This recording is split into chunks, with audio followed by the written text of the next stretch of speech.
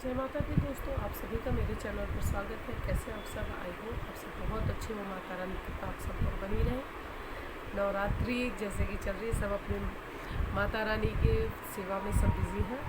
और आज के जो विषय है वो है दोस्तों नवरात्र के कुछ नियम।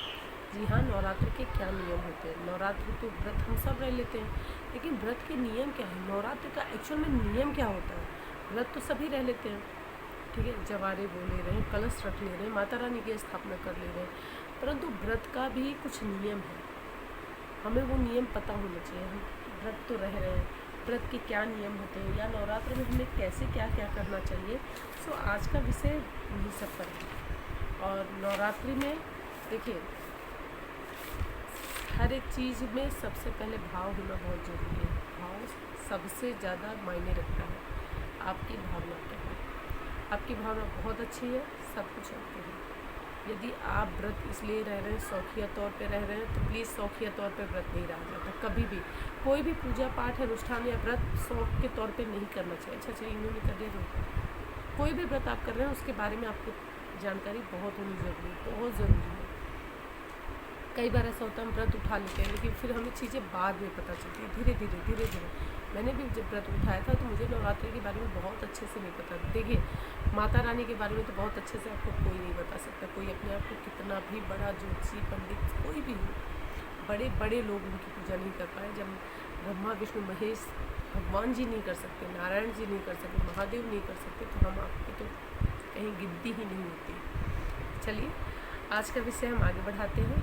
नवरात्रि के क्या नियम हैं। जी हाँ, क्या आपको भी पूजा पाठ करते समय उबासी आती है, छींक आ जाती है, खांसी आ जा रही है, या यदि पीरियड आ गया है तो कैसे पूजा करनी है, क्या कैसे पूजा करेंगे। अगर नहीं है कोई करने वाला तो हम कैसे क्या कर सकते हैं, ठीक है। माता रानी की आरती करने की जो विधि है वो कौन सी विधि है, माता रानी की आरती कितनी बार करनी चाहिए। हम आरती तो ऐसे उतार देते फटाफट ऐसे करते, लेकिन नियम क्या है सही, ठीक है। माता रानी को भोग प्रसाद में क्या पसंद है, ये भी तो जानने की इच्छा होती है हमारी कि माता रानी को भोग में क्या चढ़ाए। पूजा पाठ जो हम करते हैं उसके नियम क्या है। वस्त्र जो हम वस्त्र पहनते हैं, कोई सा भी वस्त्र पहन ले रहे, कैसे भी पूजा पाठ कर ले रहे, तो ये सब हमारे पास जानकारी होना बहुत ज़रूरी है। तो चलिए मैं बिल्कुल लेट नहीं करूँगी और वीडियो को स्टार्ट करती हूँ। चलिए जानते हैं सबसे पहला नियम। जी हाँ, पहला नियम होता है पूजा पाठ का। जी हाँ, नवरात्र के दौरान आप जो पूजा पाठ कर रहे हैं उसका नियम होना बहुत ज़रूरी है।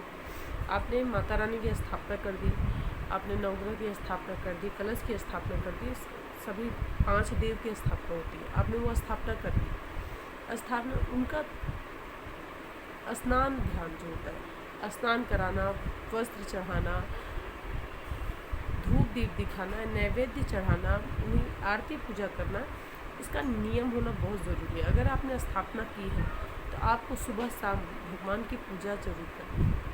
सुबह शाम दीप अवश्य जलाएं। सुबह के समय षोडशोपचार पूजन होता है, जिसका वीडियो मैंने ऑलरेडी अपलोड कर दिया है कि सुबह के समय हमें पूजा कैसे करनी होती है। तो वो पूजा का नियम होना बहुत ज़रूरी है। आप मंदिर जाते हैं, मंदिर में भी जल पूजा करके आइए, सूर्य देव को जल दीजिए। देखिए, नवरात्र के दौरान पूजा पाठ का विशेष ध्यान रखा जाता है। जी हाँ, अगर आपने माता रानी को बुलाया है तो उनके स्वागत जो आपने कर रखे तो उनकी सेवा भी उतनी ही जरूरी है। तो आपको इस चीज़ का विशेष ध्यान रखना पड़ेगा कि पूजा पाठ आप समय से कर लें। और पूजा पाठ के जो नियम हैं, जैसे जिस ढंग से पूजा कराया जाता है, पहले ध्यान किया जाता है, स्नान कराया जाता है, वस्त्र चढ़ाया जाता है, फिर रोली रक्षा चढ़ाया जाता है, और गुलाल चंदन तिलक लगाया जाता है, इत्र चढ़ाया जाता है। तो ये सारे षोडशोपचार पूजन है। धूप दीप नैवेद्य दिखाइए, पूंगी फल चढ़ाइए, यानी तांबुल फल जो होता है वो चढ़ाइए, और दक्षिणा समर्पित करिए, आचमन करिए और आरती करिए। तो भगवान की ये पूजा का नियम आपको ज़रूर रखना है। अब दूसरा, अगर आप नवरात्र का व्रत कर रहे हैं तो सप्तशती का पाठ अवश्य करें। सप्तशती का पाठ करना बहुत ज़रूरी होता है। सप्तशती की पुस्तक 50 रुपये से भी कम की मिल जाती है, लेकिन 50 रुपये में नॉर्मल जो पुस्तक का साइज़ होता है उतने की मिल जाती है, ठीक है।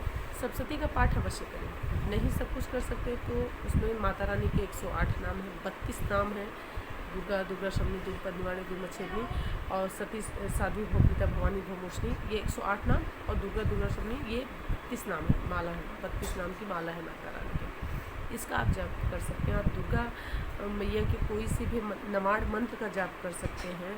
आप उसमें सप्तशती का जो पाठ किया जाता है उससे पहले है किलक अर्गला है, आप वो कर सकते हैं। कवच का पाठ कर सकते हैं और उसमें देवी महात्मन है उसका भी पाठ कर सकते हैं। यदि आप पाठ नहीं करने पहुंच पा रहे तो आप पंडित को बैठा दीजिए, पंडित जी पाठ कर लेंगे। वो भी नहीं कर पा रहे तो कम से कम दुर्गा सप्तशती की पुस्तक की पूजा अवश्य करें। प्रतिदिन दुर्गा सप्तशती की भी पूजा करें। आप देवी भागवत का पाठ कर सकते हैं, आप मार्कंडेय पुराण का भी पाठ कर सकते हैं। तो ये पाठ करने का जो नियम होता है, माला करना, नवाण मंत्र करना, माता रानी की महात्मा उनकी महात्मता पढ़ना, तो ये बहुत ज़रूरी है। ये चीज़ हमें ज़रूर करना चाहिए। नवरात्र में आपको तीसरा नियम मैं आपको बताती हूँ, व्रत कैसे करें। व्रत में आपको क्या करना चाहिए। व्रत ये नहीं सिर्फ खाने पीने का व्रत नहीं होता, व्रत के नियम होते हैं। व्रत का नियम क्या होता है? व्रत के नियम में आपको, चलिए भोजन पानी से पहले शुरुआत करते हैं। व्रत आप रह रहे हैं, बहुत सिंपल सी आपको बात बता दूँ, सात्विकता, चाहे तन की हो चाहे मन की हो, सात्विकता बहुत जरूरी है। शुद्धता, चाहे चरित्र की हो, हर एक चीज़ की शुद्धता बहुत ज़रूरी है। इसके लिए आपको, जैसे आप खाने पीने की ही बात है, आप व्रत कर रहे हैं, व्रत में आप कुछ भी खा पी रहे हैं तो सबसे पहले आप मुख को अपने स्वच्छ जरूर करिए, पानी से गरारा कर लें, मुख की सफाई ज़रूर रखें कुछ भी खाने पीने के बाद। दूसरी चीज़, ज़्यादा तला भुना खाने से क्या होता है, शरीर की एक ऊर्जा बढ़ती है, तो अब व्रत में मन नहीं लगेगा। आप जितने साफ सफाई से कम, अपने पेट से कम खाइए। चाहे आप कोई सा भी फल खा रहे हो, चाहे आलू फ्राई करके खा रहे हो, चाहे कुछ भी खा रहे हो। आप देखिए, अब तो व्रत के नियम है, कुट्टू के आटे की पूड़ी भी चल रही है और कचौरियाँ भी चल रही है आलू भर के, और हलवा बना ले रहे हैं सिंघाड़े के आटे का, समा के चावल की खीर बन जा रही है, आलू की सब्ज़ी बढ़िया से बन जा रही है। तो ऐसे व्रत नहीं रहा जाता जैसे पूड़ी सब्ज़ी सब खाई जाती है। जी नहीं, व्रत ऐसे नहीं रहा जाता। व्रत में एक शरीर आपकी तपस्या करनी होती है। व्रत का अर्थ है तपस्या करना, भूखे रह जाना। बस ऐसे नहीं कि हाँ भूख लगी तब खाए बने, अच्छा 4 पूड़ी खाती है तो 2 पूड़ी खाए, ये व्रत नहीं है। व्रत का है अर्थ होता है तपस्या करना। आप कंद मूल फल जो भी आप खा रहे हो, आप उसका एक नियम कर दीजिए, हाँ थोड़ा ही खाना है, हर क्षण मुंह नहीं चलाते रहना है। आप बकरी मेमना नहीं है कि जिसका मुंह हर क्षण चलता रहे, जी नहीं। कहीं पे भी बैठे शुरू हो गए क्योंकि व्रत चल रहा है ना, हम ये सारी चीज़ें हम खा पी सकते हैं, ऐसे कर सकते हैं वैसे कर सकते हैं, जी नहीं, ऐसा कुछ नहीं है। एक बार आप जब पाठ करने के बाद आप कुछ खा पी लिए, फिर अपने आप को शुद्ध कर लीजिए, मुख वगैरह अपना साफ कर लीजिए। फिर दोपहर के समय होता है, दोपहर के समय, फिर शाम के समय। तो जैसे हम भोजन का एक नियम होता है ना, सेम वैसे ही पूजा पाठ में, अब व्रत में जब है तो व्रत का भी वही नियम होता है। नमक के लिए है भाई, मुझसे किसी ने एक बार पूछा था पिछले साल कि नमक खा सकते हैं कि नहीं। देखिए अपने ऊपर है, यदि आप नहीं, आपका बिना नमक के चल जाता है 9 दिन तो बहुत अच्छा है, आप नमक मत खाइए। यदि आपको कोई बीमारी है या नहीं चल सकता, बीपी वगैरह की प्रॉब्लम है, तो प्लीज़ आप नमक खाइए। नमक खाने में ऐसा कोई दोष नहीं है, लेकिन हाँ अगर वैसे पूछा जाए तो नवरात्रि में नमक नहीं खाना चाहिए। नहीं रह सकते तो माँ अपने बच्चों को तो जो पसंद है वो खाने पीने देती है, बाकी अपने ऊपर है। ये आपसे रहा जाता है तो आप बिल्कुल भी रह सकते हैं, चाहे नमक के साथ चाहे बिना नमक के साथ। शक्ति उनकी होती है, अपनी शक्ति नहीं होती। अभी आप अगर खूब पूड़ी कचौड़ी पकौड़ियाँ खा रहे हैं, हलवा खा रहे हैं, खीर खा रहे हैं, तो आपको शायद, मैं नहीं कहूँगी, पता नहीं, मुझे नहीं पता कि आपको वो माता रानी की एक एनर्जी पता चल रही है कि नहीं पता चल रही है, ये तो मैं नहीं जानती। लेकिन हाँ मैं अपना बता सकती हूँ, मुझे पता चलता है माता रानी क्या है, की शक्तियाँ हैं। क्योंकि मैं एक दिन का व्रत रह जाऊँ,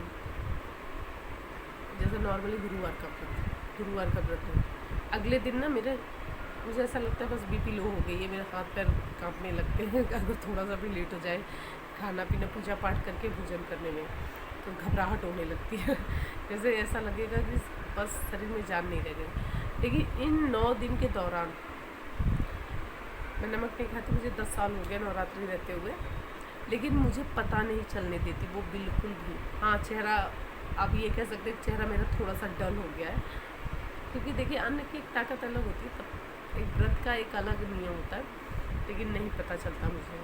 और ये कुट्टू सिंघाड़े इन सब का मैंने कभी उपयोग नहीं किया, साबुदाना वगैरह का बिल्कुल भी नहीं। बहुत होता है मैं आलू या मूंगफली मखाने इधर उधर ही, और वो भी पर डे नहीं, नवरात्रि के 4-5 दिन हो गए, मुझे ज़रूरत ही नहीं लगी अभी तक। ऐसा नहीं है,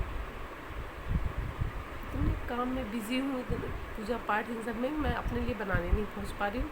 हाँ, मेरी बिटिया है और मेरा हस्बैंड है, वो अगर रहता है तो दिन भर में एक बार शाम के समय आलू बना के मूँगफली डाल के बना के दे देते हैं। बाकी चाय दूध पे चल जा रहा है, दिन बीत जाता है। जो माता रानी को फल चढ़ाए रहती हूँ, पूजा करती हूँ, वहाँ से 2 फल ले लिए, चाहे केला ले लिया, चाहे एप्पल ले लिया, वो लिया, 1 गिलास दूध लिया, बस सुबह का टाइम का मेरा व्रत का यही है। और पूरे दिन माता रानी आराम से चला देती है, चाहे 1-2 बार हो जाती है मेरी, और पूरे दिन रह लेती हूँ आराम से, कोई दिक्कत नहीं है, पूरी माता रानी की कृपा है। सो ये होता है व्रत इस तरीके से रहिए। अगर आप खा पी के भी रह रहे हैं तो भी अपने मुख को शुद्ध रखिए, क्योंकि मंदिर में जाना होगा, जोत देखनी होती है, या कोई न कोई कारण से हम मंदिर में जाते हैं, हम कुछ पूजा पाठ करने जा रहे हैं, हम कोई पाठ ही करने जा रहे हैं, हम कोई मंत्र ही करने जा रहे हैं, तो इस चीज़ का आपको ध्यान देना है कि नवरात्रि में आप जब भी कुछ खा पी रहे हैं तो अपने मुख को शुद्ध ज़रूर करिए। व्रत के नियम में ये हो गया। दूसरा, व्रत अगर हैं तो आप अवॉइड करिए किसी के यहाँ पे भी जाना। जी हाँ, सबसे बड़ी बात, किसी के यहाँ पे भी ऐसे पहुँच गए, अरे वो भी व्रत है मेरे लिए भी चाय बना दे, जी नहीं, वो कितना भी व्रत है, वो कितना भी व्रत रह रही है, फिर भी कितने भी सफाई से करें, कितना भी सफाई से करें, आपने अपने आँख से देखा, क्योंकि दोष उसे नहीं लगेगा, वो कितना भी सफाई से करे, अगर थोड़ा बहुत चाय बना रही फूंक मार दिया तो फूंक से थूक की जो बूंद होती है वो जाती है, ठीक है। अब क्यों ये पाप ले रही, अपने भी सर और दूसरे के भी सर क्यों करवा रहे हैं? पहली बात तो व्रत अगर रहे ना, कोई सा भी नवरात्रि का ही नहीं, कोई सा भी व्रत रहे तो किसी के यहाँ ना जाए, किसी के यहाँ जाना ही नहीं चाहिए हमें। आप व्रत हैं तो अपने घर में रहें, अपने चौखट के अंदर आ जा सकते हैं हम कहीं पे भी, ऐसा नहीं है, लेकिन देखिए जब कलश रखे हैं ना तो कहीं नहीं आना जाना चाहिए, ये तो पहला नियम है। और किसी के यहाँ का पानी न पिए, किसी के हाथ का पानी न पिए, क्योंकि ये इसलिए नहीं, ऊपर नीचा ऊंचा दिखाने के लिए नहीं है, हमें पता है ना, हम अगर पानी लिए हैं तो हमें पता है ना किस तरीके से साफ़ सुथरा कर रखा है हमने, कैसे सफाई की, कैसे सफाई की है, कैसे नहीं की है, तो ये हमें बहुत अच्छे से पता होता है, ठीक है। दूसरी चीज़, किसी ने व्रत फलाहारी की चीज़ें बनाई, मैं तो चाय पानी के लिए भी मना कर रही हूँ, तो व्रत फलाहार की भी चीज़ें बोल रही हूँ, तो आपको नहीं खाना पीना चाहिए किसी के यहाँ पर भी, किसी के यहाँ पर भी जाए नहीं, ठीक है। अब आते हैं हम तीसरे नियम पे। तो व्रत का ये जो नियम है वो मैंने आपको बता दिया कि व्रत में अगर आप किसी के यहाँ पे भी जाते आते हैं तो ये भी एक गलत है, ये व्रत के नियम नहीं है।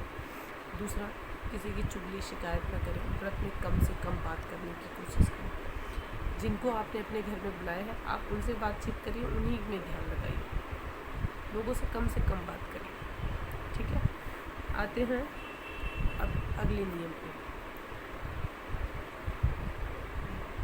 हम नवरात्र के समय में जो हम बिस्तर हमारा होता है, जो 9 दिन का उपवास रहता है, या जो माता रानी की पूजा पाठ करते हैं, जो उस अनुष्ठान में होता है, उसके देखेंगे आप व्रत के जो व्रत के दौरान उसने अपने लिए बिस्तर एक अलग तैयार कर लेते हैं। आप सब तैयार करते हैं कि नहीं करते? मेरा एक अलग होता है, क्योंकि मैं सोफे पे नहीं बैठूँगी, मैं चेयर पे नहीं बैठूँगी, मैं बेड पे नहीं बैठूँगी, नहीं बैठा जाता, क्योंकि सोफ़ा वगैरह बच्चे भी बैठ रहे हैं, कोई भी आता है तो बैठ जाता है, तो वो शुद्ध नहीं है, ठीक है। कोई भी कहीं से आ रहा है तो वो उस पर बैठ जा रहा है, तो उचित नहीं है।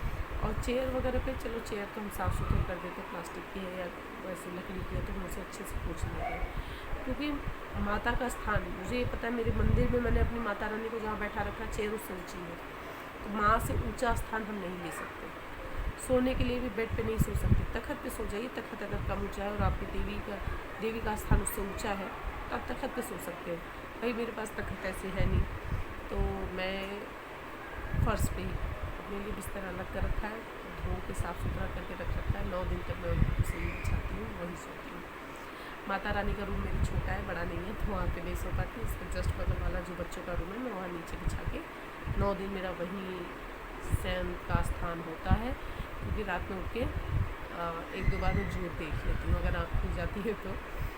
और बिस्तर जो आपने बना रखा है उस पर ऐसा नहीं उठ गए, बिस्तर पड़ा हुआ है, 4 लोग पैर रख के आए गए, या आप लेटे हैं तो कोई आके और बैठ गया उस पर और किसी ने पैर रख दिया, नहीं। इस चीज़ की सफाई का आपको ध्यान रखना पड़ेगा। अपने बिस्तर को आप सोने जाए तभी बिछाएं और सो के उठे तुरंत ही उसे झाड़ के फिर तय करके साफ़ सुथरा करके रख लें, ठीक है। बिस्तर पे किसी का भी पैर नहीं पड़ना चाहिए ऐसे, क्योंकि आप जहाँ सो रहे हैं, आप रात में उठ के अगर जोत देखने जा रहे हैं तो आप पूरी चौकी भी तो टच हो रही है नाप से, तो इस चीज़ का आपको ध्यान रखना चाहिए। व्रत के दौरान और क्या नहीं करना चाहिए, व्रत के दौरान आप अगर 9 दिन का व्रत है तो आप किसी का भी पैर नहीं छूएंगे, किसी का भी पैर नहीं छूना चाहिए, चाहे वो आपके माता पिता हो, सास ससुर हो, घर के बड़े हो, कोई भी हो। 9 दिन तक ना पैर छुआ जाता है, ना किसी से अपना पैर टच करा जाता है। पैर क्यों नहीं छुआ जाता है, अब ये बता देते उसके पीछे, क्योंकि लोगों के पास इसको लॉजिक भी चाहिए। तो ये है नियम कि आप किसको घर पर बुलाएं, माँ, और माँ से बड़ा कौन है। और आप इस समय किसकी सेवा में हैं, उनकी सेवा में। तो जो उनकी सेवा में है ना, वो और किसी की सेवा भगत नहीं करेगा, तो सिर्फ उनकी करेगा, पहली चीज़। दूसरी चीज़, अपना पैर क्यों नहीं टच कराना चाहिए। जो व्रत है उसके पैर छूना गलत नहीं है, लेकिन वो अपने पैर क्यों नहीं टच कराएगा, क्योंकि वो सेवा में है, और जिसकी सेवा में वो अपनी सेवा नहीं किसी और से करा सकता, ठीक है। हाँ, 9 दिन वाले व्रत की, जो 9 दिन का व्रत है, अगर उनकी सेवा करने की इच्छा है, मैं फलाहार वगैरह बना के दीजिए, उनके लिए पूजा पाठ अगर कर रहे हैं तो उसमें मदद करा दीजिए, ठीक है। लेकिन अगर वो पैर नहीं टच करा रहा तो पैर नहीं छूए। कन्याओं के लिए व्रत के दौरान बता रही, नवरात्रि का ये एक नियम ये भी है, जितनी कुंवारी कन्या है, छोटी कन्या है, सबका आव भगत करिए, सब आपके लिए देवियाँ, उन्हें देखते ही प्रणाम कर सकते हैं, उनका पैर छू सकते हैं। जितनी कन्याएँ हैं, जितनी कुंवारी कन्या है, जितनी छोटी कन्या है, सबका पैर छू सकते हैं, प्रणाम कर सकते हैं, उनकी सेवा कर सकते हैं आप। वो साक्षात भगवती है, ठीक है। उनके लिए कोई ऐसा नियम नहीं है, उनकी सेवा भी करनी है, उनका पैर भी छूना है, और उनके लिए आप जो कर सकते हैं वो करिए, उनकी पूरी सेवा कर सकते हैं 9 दिन। वैसे तो 12 महीना करना चाहिए, कन्या पूजन 12 महीना होता है, ऐसा नहीं कि नवरात्रि में सिर्फ करें, 12 महीना आप कर सकते हैं, ठीक है।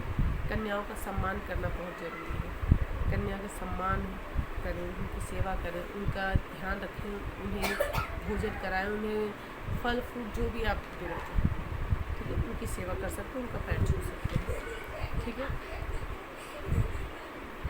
अब पूजा में अगर आप बैठे हैं तो आप, कई बार ऐसा होता है हम पाठ करने बैठे हैं, माला करने बैठे हैं, हमें उबासी बहुत आती है, छींक आ जाती है, खांसी आ जाती है, या प्यास लग जाती है, तो क्या करें। देखिए, अगर आप पूजा पाठ कर रहे हैं, पहली बात तो कोशिश करें, जैसे कई बार ऐसा होता है, मैं अपना भी बताती हूँ आपको, जैसे पाठ कर रही हूँ तो मुझे झपकी लग जाती है, क्योंकि मुझे पता है अगर मुझे झपकी आने वाली, मेरी पलकें भारी हो रही, मुझे दिक्कत हो रही, तो मैं पूजा पाठ नॉर्मली सुबह का कर लेने के बाद आधा 1 घंटा आराम करने के बाद तभी मैं कोई पाठ करूँगी, तभी पूजा पाठ करूँगी। क्योंकि जब ऐसा कुछ अगर हो तो एक गिलास में हमेशा जल लेके बैठे, एक गिलास में हमेशा जल लेके ज़रूर बैठे, उससे, क्योंकि आप जब पाठ करने बैठते हैं ना तो उस आसन पे आप कुछ खा पी नहीं सकते, उस आसन पर कुछ खाया पिया नहीं जाता सिवाय जल के। आप जल ले सकते हैं, जल आचमनी, आप गिलास है, आचमनी कर लीजिए, गिलास ऐसे ऊपर करके पानी पी सकते, पानी पीने की छूट होती है, ठीक है। बाकी उस पर चाय भी पी सकते हैं, चाय वगैरह कुछ भी नहीं करना चाहिए आपको, ठीक है। आप अगर पूजा पाठ या माला वगैरह करने बैठे तो मुख उस समय शुद्ध करना होता है, और अपने आप को आँख बंद करके ओम विष्णवे नमः, ओम विष्णवे नमः, ओम विष्णवे नमः, ये ज़रूर बोलिए। और विष्णु भगवान का ध्यान कर लीजिए। विष्णु भगवान का ध्यान कर लेने से हमारे पूरे शरीर शुद्ध हो जाती है। आप देखते होंगे सबसे पहले पंडित जी हाथ में जल देते हैं, ओम विष्णुवे नमः, विष्णुवे नमः, विष्णुवे नमः 3 बार जल पीने के लिए बोलते हैं। फिर उसके बाद हाथ शुद्ध करवाते हैं। तो आप हाथ में जल लीजिए और विष्णुवे नमः, विष्णुवे नमः बोलते 3 बार जल पी लीजिए। पूरा शरीर आपका शुद्ध हो गया। नारायण का ध्यान करने से, नारायण का नाम लेने से पूरे शरीर शुद्ध हो जाती है, शुद्ध मान ली जाती है। इस चीज़ का आपको ध्यान रखना चाहिए। अगर ऐसा कुछ होता है पूजा के दौरान बार बार आपको उबासी आ रही है, बार बार उबासी आ रही है, तो आप थोड़ी देर के लिए नहीं उठ सकते तो आप थोड़ा सा अपनी आँखों पे पानी मार लीजिए, पानी थोड़ा सा जल पी लीजिए, ओम विष्णुवे नमः, ओम विष्णुवे नमः निरंतर करिए। उसके बाद आप देखिए आपको एक एनर्जी मिलेगी। ठीक है।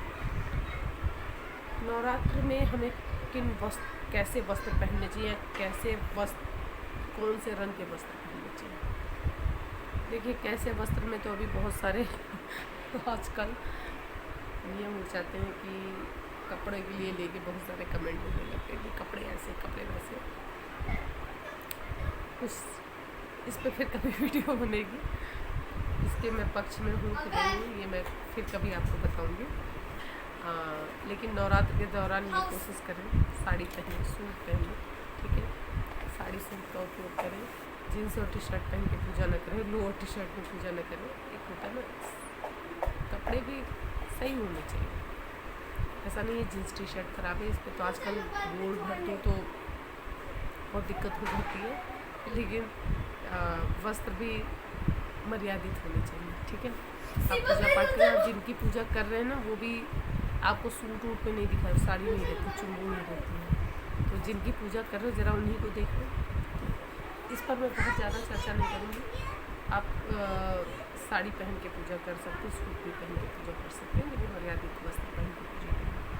अब रही बात कलर, नीला, चॉकलेटी, काला, इन कलर के वस्त्रों को पहन के पूजा नहीं करनी चाहिए। माँ दुर्गा की पूजा में लाल, पीला या गुलाबी रंग के वस्त्र का उपयोग ज़्यादा करना चाहिए। ठीक है। आसन जो आप बिछा रहे हैं वो भी लाल रंग का होना चाहिए। लाल रंग का आसन सबसे अच्छा माना जाता है।